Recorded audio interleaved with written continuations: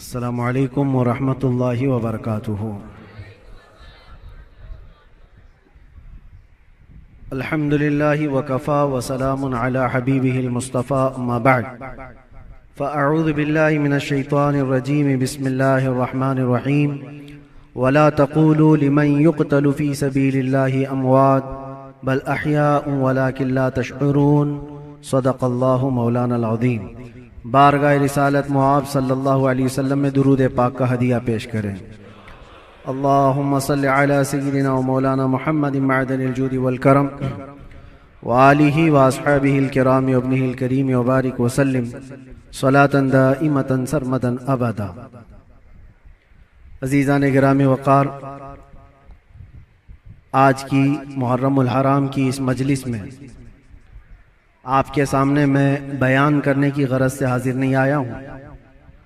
आपके 10 रोज़ा जो मुहर्रम की मजालिस यहाँ पर चल रहे हैं, मामूल के मुताबिक चलते रहेंगे और उससे आप नसीहत हासिल करते रहेंगे। आज जुमा का दिन है, मुहर्रम का ये दूसरा जुमा है। इस जुमा में मैं सिर्फ और सिर्फ बरकत हासिल करने के लिए हाजिर आया हूं और दुआ करके मैं रुखसत हो जाऊंगा, इसलिए कि सरकार सय्यदुश शुहदा इमाम आली मकाम इमाम हुसैन आज़म रदी अल्लाह तआला अन्हु की बारगाह में खिराज अकीदत पेश करना, दर हकीकत हम उनका मकाम और उनका बुलंद मर्तबा बयान करके अपनी तारीफ कर लेते हैं, इसलिए कि जो उनकी तारीफ करता है अल्लाह उसका मर्तबा बुलंद कर देता है।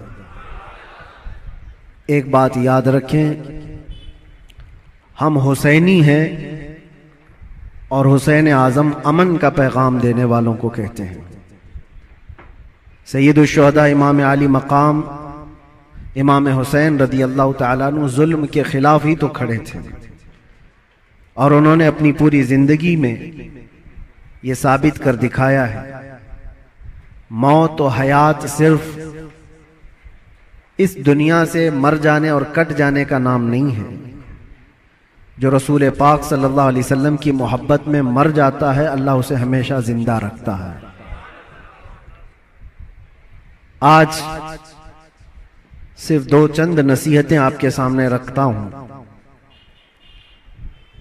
कि बहुत सारे लोग इमाम हुसैन का गम मनाते हैं कि उनकी शहादत हो गई, करबला में उनके बच्चे शहीद हो गए और उनका पूरा खानदान जिस आजमाइश में मुब्तला था, ये सब बयान करने के बाद रोते हैं, धोते हैं, सब कुछ गम फितरी बात है, जो भी सुनेगा उसको गम होता है। लेकिन मैं ये पूछना चाहता हूं, अगर सही मानों में इमाम हुसैन का गम ही है आप और सही मानों में उनसे मोहब्बत की वजह से गम करते हो, करबला के वाकयात सुनने के बाद आंखों में आंसू आ जाते हैं, तो कभी अपने चेहरे पर नजर डाल करके भी देख लेना, क्या ये हुसैनी चेहरा है या नहीं। गम हुसैन का तो है, चेहरा हुसैन का क्यों नहीं है। बड़ी बात है मेरे अजीज, तुम्हारे कहने में और करने में फर्क नहीं होना चाहिए। जिस चीज की मोहब्बत का दावा कर रहे हो वह हुसैन आजम रसूलुल्लाह की शरीयत और रसूलुल्लाह की सुन्नत बचाने के लिए अपने बच्चों का खून भी कुर्बान कर दिया, और आज हमारे बच्चे, हमारे नौजवान दिन भर न जाने कौन से ऐश में मुब्तला रहते हैं, नशा की जिंदगी, ताश के पत्तों में, शराब की बोतलों में। क्या ये जवानी आपको इसलिए दी गई है? हुसैन आजम का जिक्र सुनने वाला कभी ऐसा नहीं कर सकता कि उसकी नशे से दोस्ती हो, कभी नहीं हो सकता।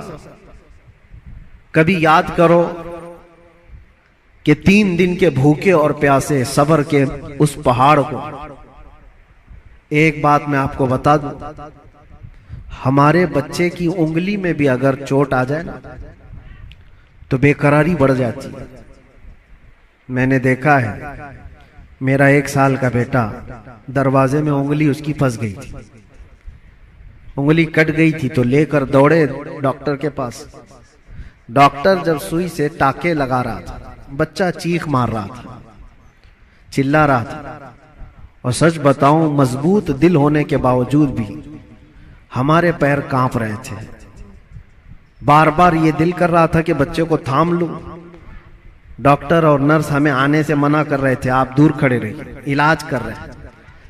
उंगली के टाके देखा नहीं जाते हमसे अपने बच्चे के। वो इमाम हुसैन 6 महीने के बच्चे को लेकर जब यजीदियों के सामने आए, सिर्फ पानी के एक कतरे के लिए, और उन यजीदियों ने दूर से तीर चलाकर इमाम हुसैन के बच्चे को शहीद कर दिया। गले में तीर चला और खून का फव्वारा निकलकर इमाम हुसैन के चेहरे पर लगा। जानते हो मेरे अजीजों, अपने हाथों में उस बच्चे को लेकर क्या उन्होंने रोना धोना किया? नहीं, अल्लाह की बारगाह में पेश किया और अर्ज किया कि मौला मेरी ये छोटी कुर्बानी भी कबूल फरमा ले। क्या इतना जिगर है किसी के पास? एक तरफ भांजों के भतीजों की लाशों को देखना, अपने भाई की, सगे भाई की लाश देखना, बहुत सब्र किया, लेकिन कभी आप सोचते हैं ये सारा सब्र किसके लिए था? इसलिए था कि हुजूर की शरीयत हम तक पहुंच जाए, आने वाली नस्लें सीधे रास्ते पर चल सकें, इसलिए इतनी बड़ी कुर्बानी थी। और अगर आज हमारा नौजवान सीरत हुसैन पर नहीं चल सकता तो फिर वो गम हुसैन मनाने का अहल भी नहीं है, वो करबला सुनने का अहल भी नहीं है। करबला के वाकयात सुनने वाला नौजवान वो सच्ची तौबा करके सच्चे रास्ते पर चलने का अज़म करे तो ही हकीकी मानों में वो हुसैनी कहलाता है। और आपको पता है हुसैन आजम के साथ कौन था करबला में? सिर्फ उनका खानदान। 82 लोग, 82 लोग गए थे, जिसमें से तो 72 के करीब शहीद हो गए। औरतें बची थी, आपकी बहन और आपकी बीवी, आपकी बेटी, या औरतें जब कैदी बन करके जा रही थी। लोग उल्टा सीधा बयान करते होंगे, लेकिन सही मानों में रिवायत यह है कि उन अहले बैत की खवातीन को उस हालत में भी पर्दे में देखा गया है। अहले बैत की कोई औरतें बेहिजाब नहीं थी, वो अपने पर्दे की पाबंदी कर रही थी, जैसे चाहे वैसे। आपको एक बात बताता हूं, जब इमाम हुसैन का सर लेकर के दिमश्क में पहुंचे, दिमश्क में जब पहुंचे तो पूरे लोग सर इमाम हुसैन को देखने के लिए भीड़ लगाए हुए थे। तो उस वक्त हजरत बीबी सकीना जो 9 साल की थी, इमाम हुसैन की बेटी, वो भी चल रही थी। एक सहाबी वहां दिमश्क में रहते थे हुजूर के, उनकी उम्र ज्यादा थी, 80 साल के करीब के थे। उन्होंने पहचान लिया इमाम हुसैन की बेटी को देख करके।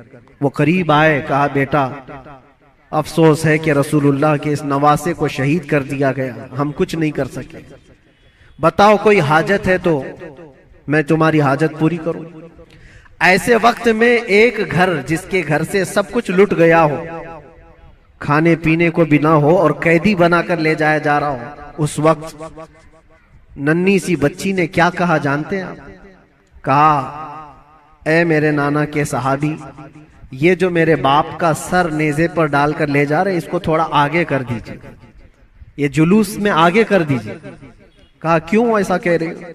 कहा इसलिए कि उस सर को देखने के लिए भीड़ जमा हो रही है, और वो सर देखते देखते लोग हमारी इज्जतों को भी देख रहे हैं, हमारी तरफ भी देख रहे हैं, हमारी बेपर्दगी ना होने पाए। जो सर देखना चाहते वो सर देखें, हम तो कम से कम महफूज रहे। उस आलम में भी अपने पर्दे की हिफाजत करने वाली अहले बैत की वो छोटी सी बच्ची पर कुर्बान जाओ। आज हमारी भी औरतें हैं, औरतों को इस करबला के वाक़े से ये सीखना चाहिए कि जितने ऐश परस्ती में दुनिया तुम्हें आज बाहर दावत देकर बुला रही है, मेरी बहनों, ये हकीकी जिंदगी नहीं, इस्लामी जिंदगी ये है कि रसूलुल्लाह सल्लल्लाहु अलैहि वसल्लम के अहले बैत से जुड़े हुए हर खातून ने ऐसी जिंदगी गुजारी है कि किसी अजनबी ने जिंदगी भर उनके किसी चीज को देखा नहीं है। अल्लाह करे कि हमें वो जिंदगियां नसीब हो। बस मेरा ये पैगाम है कि हुसैन आजम को सुनने के लिए सिर्फ रोना धोना जरूरी नहीं, बल्कि हुसैन आजम को सुनने वाले को ये अज़्म और हौसला रखना चाहिए कि मैं अपनी ख्वाहिशात को मार करके अल्लाह की रजा के लिए जीऊंगा, अल्लाह की रजा के लिए जीऊंगा। जो बुरी आदतें जिंदगी में आती हैं उसको तर्क करना ये भी एक बहुत बड़ा अज़्म है, एक बहुत बड़ा हौसला है। नौजवानों से मैं गुजारिश करूंगा, आज पूरी दुनिया तुम्हारी तरफ देख रही है। आज जानते हैं हमारी कौम को क्या क्या इल्जामात हैं कि नशा तुम्हारे यहां बिकता है, नशा तुम करते हो, झूठ तुम बोलते हो, चोरियां तुम्हारे मोहल्ले में हो रही हैं, बहुत सारी आवारगियां। ये सब बातें क्यों आई तुम्हारे अंदर? रसूलुल्लाह सल्लल्लाहु तआला अलैहि वसल्लम के खानदान से मोहब्बत करने वाले, अहले बैत से मोहब्बत करने वाले अपने मुआशरे में ऐसे तो नहीं रह सकते। जिस रसूल ने कहा सफाई आधा ईमान है, आज हमारे मोहल्लों में सफाई नहीं। बात सिर्फ यही है कि सिर्फ जुबान से हुसैन हुसैन कह लेने का नाम हुसैनी नहीं होता, हुसैनी नहीं होता। अपने अमल से यह साबित करके दिखाओ कि हम हुसैनी किरदार रखते हैं, यजीद से आज भी नफरत रखते हैं। और आखिरी बात, हुकूमतें सबकी जाएंगी। आज जो तख्त पर बैठे हों कल उतर जाएंगे। यजीद 3 साल तक हुकूमत किया, अपने 3 साला दौर में उसने बहुत जुल्म किया, लेकिन तख्ता खत्म हो गया, यजीद मर गया। मुझे बताओ आज पूरी कायनात में झंडा यजीद का लहराता है या हुसैन का लहराता है? वजह यही है, हक के लिए जो खड़ा हुआ रब ताला उसे कयामत तक जिंदा रखता है। इसीलिए हमेशा इस बात को याद रखो मेरे अजीजों, जुल्म करने वाले जुल्म करते रहेंगे, मसाइब आते रहेंगे, मुसीबतें आती रहेंगी, मशक्कतें आती रहेंगी। अंधेरा होगा तो अल्लाह ताला की तरफ से उजाला भी जरूर आएगा, उजाला जरूर आएगा। अल्लाह तबारक व तआला हक के साथ हमेशा कायम रहने की तौफीक अता फरमाए। बस मैं आज इतनी नसीहत पर अपनी गुफ्तगू खत्म करता हूँ और दुआ के लिए मैं हाजिर आया था। दुआ करता हूँ, मेरा एक छोटा सा ये मैसेज था, इसलिए कि मैं एक चीज आपको ये भी बता दूं कि मैं आपकी इसी जामा मस्जिद का इमाम भी रह चुका हूँ अल्हम्दुलिल्लाह। हमारे बच्चे यहाँ पर हैं, हमारे बरसों से सुनने वाले सामाईन यहाँ पर मौजूद हैं। हो सकता है कुछ लोगों के लिए नया होगा, लेकिन चूंकि 15 साल गुजर गए तो 15 साल में बहुत सारे मामलात भी गुजर जाते हैं। कुछ लोगों ने हमारी इमेज को, हमारी छवि को बहुत बिगाड़ करके पेश किया गया है। ये आएंगे तो हलचल मच जाएगी, ऐसा होगा वैसा होगा, भड़काऊ होगा। मेरे अजीजों, एक बात याद रखो, जो हुसैन आजम से ताल्लुक रखता है वो कभी भी आतंक से ताल्लुक नहीं रख सकता, उसका कोई ताल्लुक नहीं होगा। हाँ, जो यजीदी होगा वो यजीद के किरदार के साथ जुल्म कर सकता है, लेकिन हुसैन आजम के किरदार को सीने से लगाने वाला वो अपने ऊपर मुसीबतों के पहाड़ उठा तो लेगा, लेकिन फसाद और फितना मचाने की कभी कोशिश नहीं करेगा। अल्हम्दुलिल्लाह आज मैं ये आपके सामने इसलिए इजहार के साथ कह रहा हूं कि हमारा मकसद किसी भी जगह पर फितना फसाद फैलाना नहीं है, लॉ एंड ऑर्डर को खराब करना नहीं है। हम अपने जुबान से जो भी बात अर्ज करते हैं वो हक के लिए बात अर्ज करते हैं, नौजवानों की इस्लाह के लिए करते हैं। यहां पर बड़े लोग गवाह होंगे, इसी मस्जिद के वो बच्चे जो 24 घंटे नशे में रहते थे, अल्हम्दुलिल्लाह